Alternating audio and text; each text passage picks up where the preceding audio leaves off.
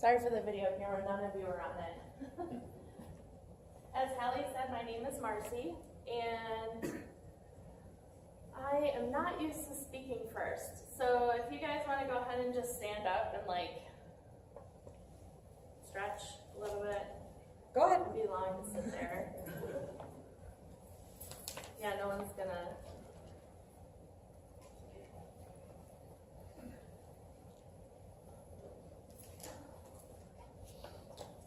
I almost wonder if it shows up or not.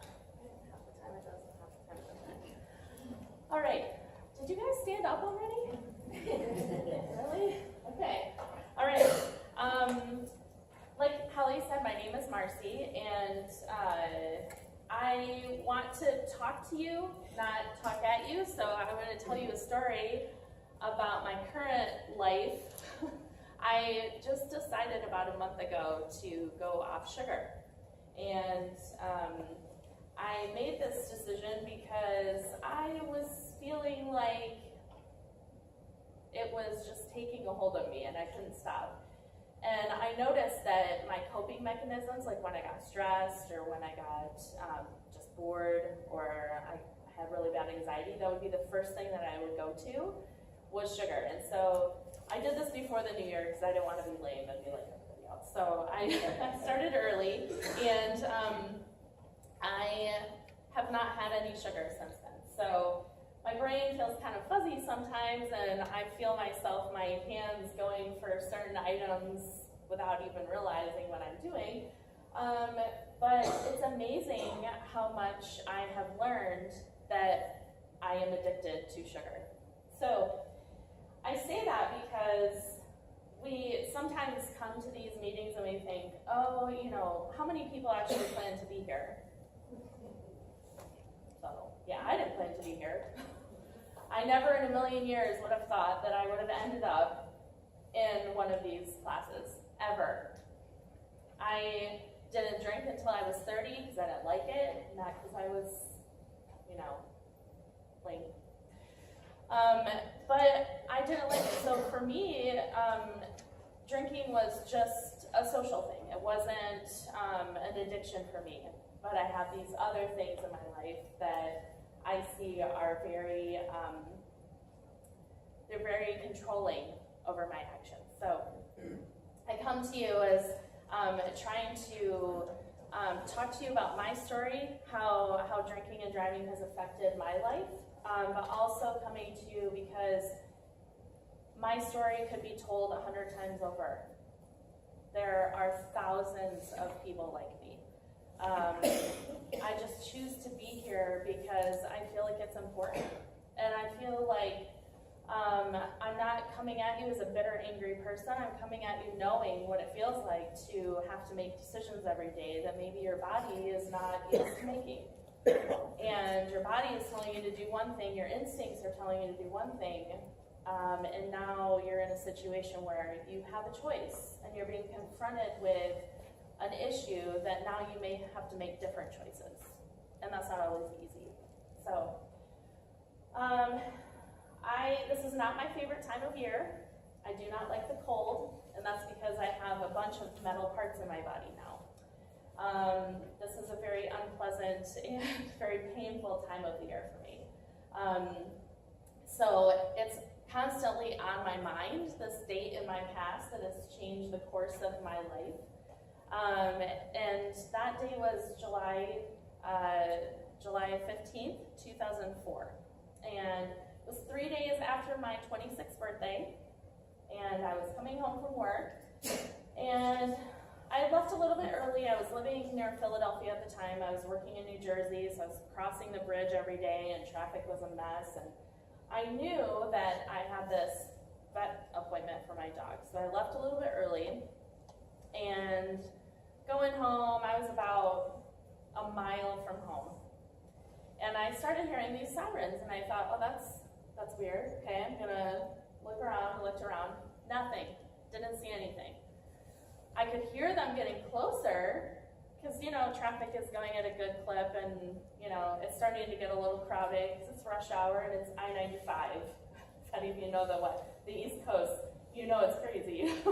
Rush hour starts at like 3 in the afternoon. So I'm getting closer and I'm hearing these sirens get closer, but I'm not seeing anything. And so I thought to myself, okay, well, I'm just going to move over because I'm hearing that they're getting closer and I don't want to be caught in a situation where all of a sudden I have to move over and I don't have any room. So I start looking around trying to find a spot to squeeze my little car into, and I noticed that traffic is backed up on the other side of the road. So it's a divided highway. There's a huge, huge grass median in between the two lanes, or the two sides. And the one side going the opposite direction had started to back up. And I thought, oh, okay, well that must be where the sirens are coming from. Even though I couldn't see them, I could hear them and I saw evidence. So I'm like, okay, that's where traffic is backing up. So I saw this truck and it started coming across the grass median, but this is very typical of Pennsylvania East Coast drivers. They like to turn around in the middle of the highway, like in the grass area, and go the opposite direction to try and avoid the traffic. So they'll just get really fed up and be like, yeah, this isn't working, and do a U-ing in the middle of the highway.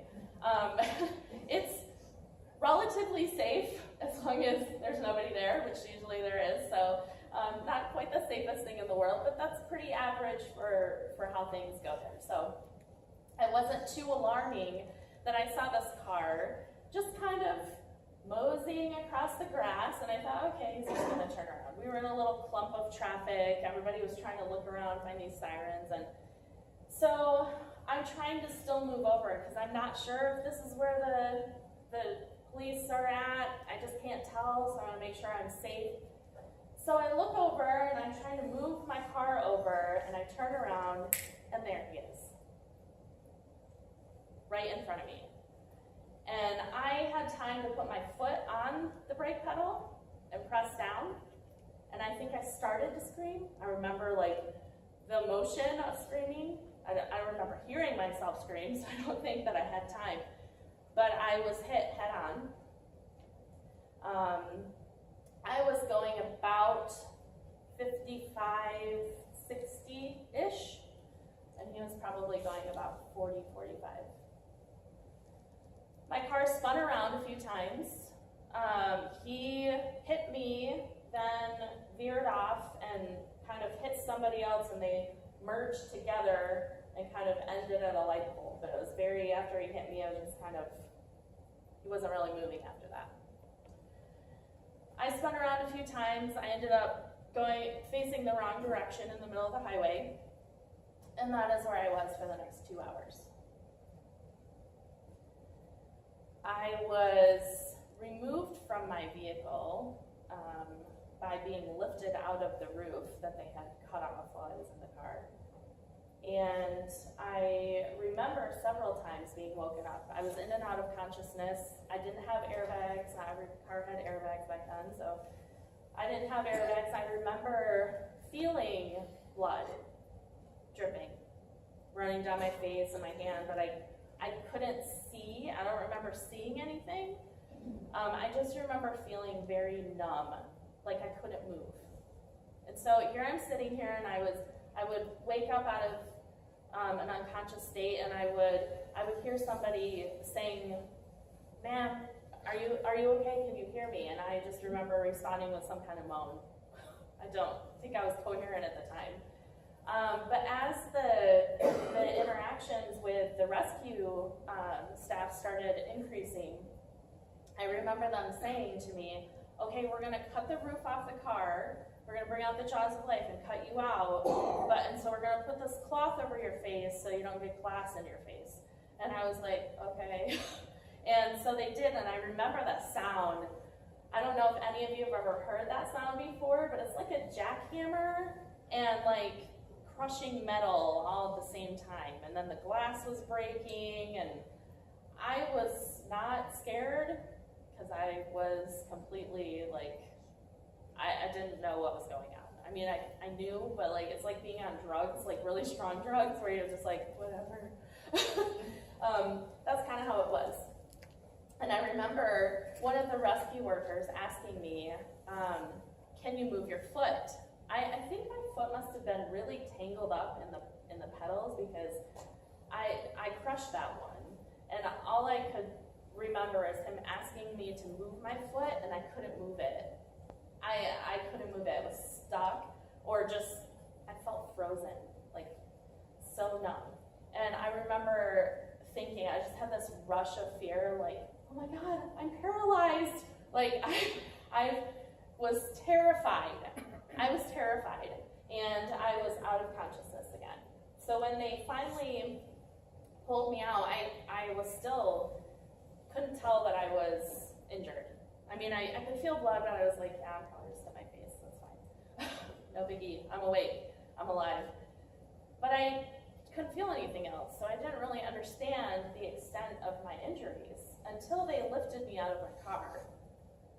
And I felt the most excruciating pain I've ever felt in my life, and I could tell that my leg was injured.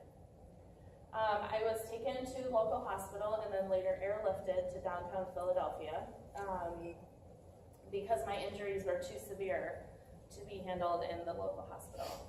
And once I got there, I found out that my pelvis and hip had been entirely shattered on my right side. My socket for my femur, I don't know if you guys are familiar with anatomy, but your femur is like your main leg bone in your thigh, and it has a ball on the end, and that ball fits into a socket, and that creates your hip joint. So the ball of my femur had been broken, and the socket was no longer there. It was in pieces. So that's why I was in so much pain. I was knocked up on, I don't even know how many narcotics, but I was out. I spent the first week in the hospital doing absolutely nothing. I was immobile. I had so many injuries that even a year, well, almost a year, I'd say probably about 9 months after my accident, I still wasn't able to sit up at a 90-degree angle. So they were severe. I crushed this foot, broken ribs, but the majority of my injuries were all here. I joined the Senior Citizens Club 3 years later when I got my hip replaced, which is fantastic to have when you're 29 years old. It's a real experience, let me tell you. I'd like to show you some pictures.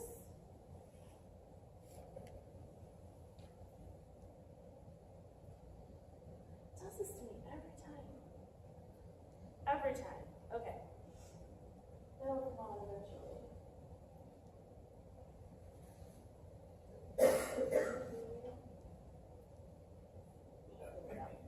Anyway, I'll show you some pictures of my car and my injuries and stuff. What's that? No, I see every time. It'll come out eventually. I spent a total of 6 weeks in the hospital. That was my first stay. I had 2 10-hour pelvic reconstruction surgeries where they pieced everything back together. Then I went to a nursing home for another 6 weeks. And I made friends with a lot of amputees, and I started standing up and learning how to walk on the back 3 inches of my one foot, because that was the only place I could put weight on my leg, either one. So I was literally hopping, I was using my arms and then hopping on the back of one foot. It was terrifying, it was exhausting. I had just enough energy to exist. That was it.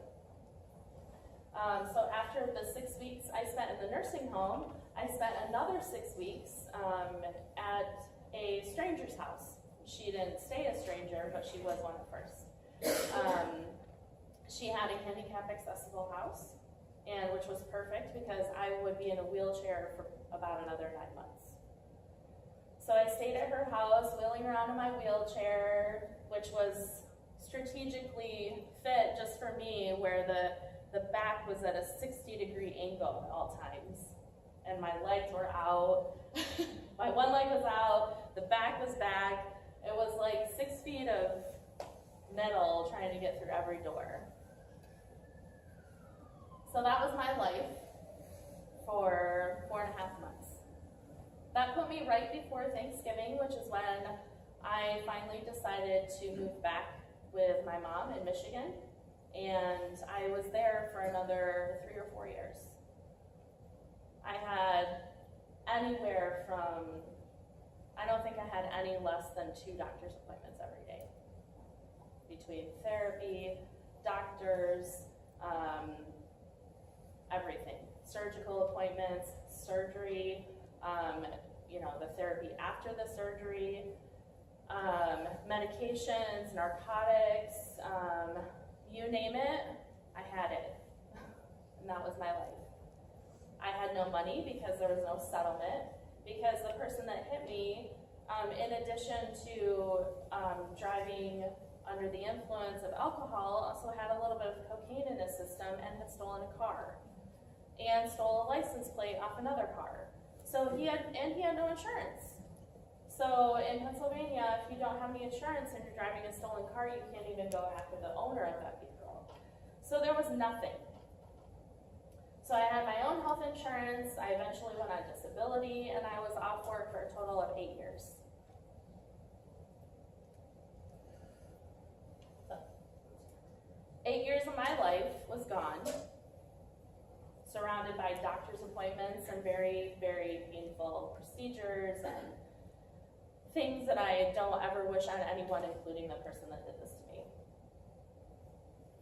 That's where you get eventually, when you go through the pain of what you're going through and you get to the other side and you realize that no matter how much you hate that other person for what they did to you, it doesn't matter. It really doesn't matter. I could hate him forever and it's not going to matter to him.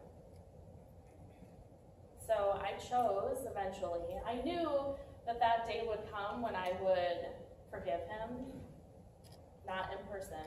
I hope that someday that happens in person, if he doesn't die in between there. But I hope maybe someday that happens, because it would be some kind of, not closure, because I don't like that word, but it would be a good moment to put a cap on that.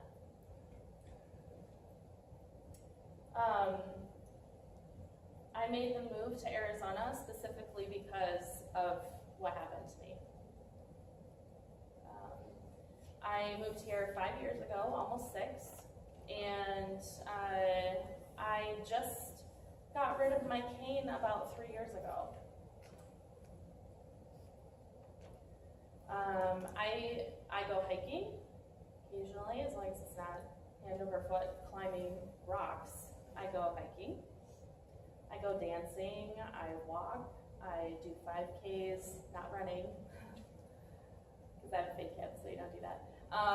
But walking, I'm active, I'm able to get out of bed every morning. I'm not on long-term pain medication, I just take a leave here and there.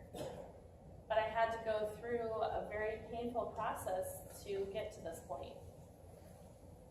Lots of surgeries, lots of very painful things happening to my body, happening outside of my control.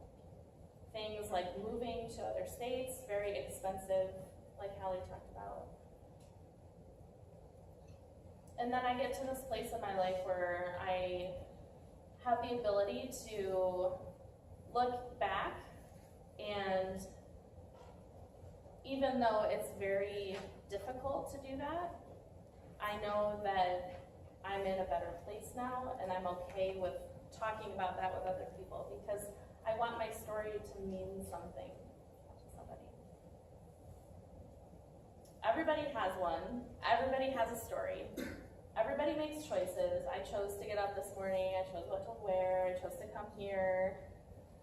I chose on New Year's Eve not to drink. I had a sip of champagne, but it's easy for me not to drink because I have scars and discoloration and indentations and things in my body that remind me all the time that I don't want to drink and then drive. And if I know I'm driving, I'm not going to drink. It's much easier for me to make that decision because of what has been done to me.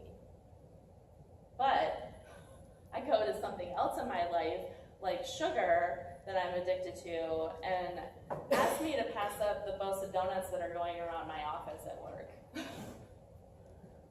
See where I'm going with this? It's a matter of choices. Like Hallie said, there's no difference between you guys and someone who killed somebody making the same decision that you did. It's a matter of timing, maybe fate, maybe God, maybe whatever. But you're here, and you have an opportunity now to make different choices.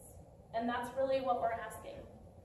Nobody's asking you not to take a drink, although if you have a problem with that, and maybe you should look into that, then yes. But we're not asking you not to drink. We're asking you not to drink and then drive. So I would appreciate the next time you have the opportunity to take a drink and then get into a car and drive, that you remember my face and the story, because I don't mind being the reason for you to be the lame one at the party. If you want to say to somebody, you know what, I had to go through all this and I saw this chick and every time I go to take a drink, I think about her and her story and I can't do it. I can't do it. Your friends will be like, come on, I'd be like, no, I will literally have nightmares about her. She will haunt me for the rest of my life. But if you look at my story and you want to use that as an excuse, by all means, please do. I would rather be the excuse, the reason, the whatever it is that you need it to be, to not make the decision to get behind the wheel of the car. Because none of you expected this to happen to somebody. But the fact is, it happens all the time. And it doesn't matter whether you go into that situation thinking it's not going to happen. You don't get to decide that. I didn't get to decide that. I didn't expect this to happen to me. You don't get to decide the outcome of your choice. It happens. You just have to deal with the consequences. And believe me, you don't want to deal with these. It's not always the other person that gets killed or gets injured. It could be you. You could make the decision to drink and drive, and this could be you, not somebody else. So what we're asking is that you make a different choice than the one you made to get you here. And we hope that what we say, the people in our lives and my life and my story, we hope that that makes such an impact on you that it's an easy choice. Don't even have to think twice about it. Cool? Does anyone have any questions? People always ask me, I will answer the most common question, and that is, oh yeah, let me just show you a few pictures. These are from weeks after my accident. That's my arm, much better now. That's my leg put in traction. My face. That's one incision from one. This thing. It does not like me. It's not yet. I'm sending it like all this energy, I think, and it's just like, no. Oh, that's my one incision on my abdomen. It's like a C-section scar, only like 10 inches longer. So that's for my first pelvic reconstruction, and where did this go? It's my dog came to visit me. Friends brought me birthday cakes, totally slept through it. Nursing home pics. Not very happy times, even though I was smiling. Lots of therapy, metal parts, my car. My trunk was fine. They probably sold that to somebody for parts. That's where I was sitting. And that's the front end. I think it should be about twice that size. So just remember that. Remember these pictures, remember the story. The guy that did this to me, I'm sure he didn't think about hurting somebody this much, but he did. He made choices, he made bad choices. And they'll affect me for the rest of my life. I don't know about him, but it affects me for the rest of my life. He did spend a few years in prison. He was convicted, and I saw him in court from a distance. I wrote the parole board every 6 months to keep him incarcerated, and then one time I didn't, they let him out. I was told that he would have only spent about 9 months in jail had I not written the parole board. The last time I checked, he was doing drugs, selling drugs, skipping bail, making all sorts of really bad life choices. And at the time he hit me, he had a 6-year-old daughter. She's an adult now. I have no idea if she's ever even seen her dad. It affects everybody. Just make a better choice. That's what we're asking. Thank you guys for your time and for staying awake, even though it's